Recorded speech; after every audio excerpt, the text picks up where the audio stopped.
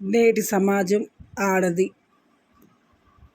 తాళి కట్టినోడు బాధ పెడితే కన్నతల్లికి బాధ చెప్పుకోలేక కొట్టినా తిట్టినా వాడి దగ్గరనే భరిస్తూ, ఇష్టం లేని మొగుడు ఒకసారి బాధ పెడతాడు, 2 సార్లు బాధ పెడతాడు, జీవితాంతం బాధ పెడతాడు.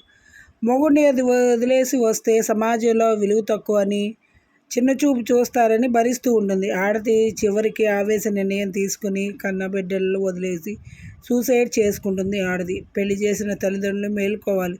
తాళి కట్టిన వాడు బాధ పెడుతూ ఉంటే రక్తం ధారపోసే కన్నా తల్లిదండ్రులే కూతుర్ని అర్థం చేసుకుని ఆదరించలేకపోతున్నారు నేటి సమాజంలో రోజు రోజుకి ఆడపిల్లలు అంటే తల్లిదండ్రులు కూడా ఆడపిల్లలు ఏడపిల్లలు కాదు ఆడపిల్లలే కదా అని సర్దుకుపో భరించని అట్లాగే ఉండాలి అని చెప్పి పిల్లలకి చెప్పి అలాగే పిల్లల జీవితాలని తమ చేతులారా బాగు చేసుకోలేకపోతున్నారు. అందుకని ప్రతి ఒక్క పిల్లల తల్లిదండ్రులు ఆలోచించి ముందడుగు వేయాలి. అలా అని బాధలు భరిస్తూ ఉండమని కూడా చెప్పొద్దు.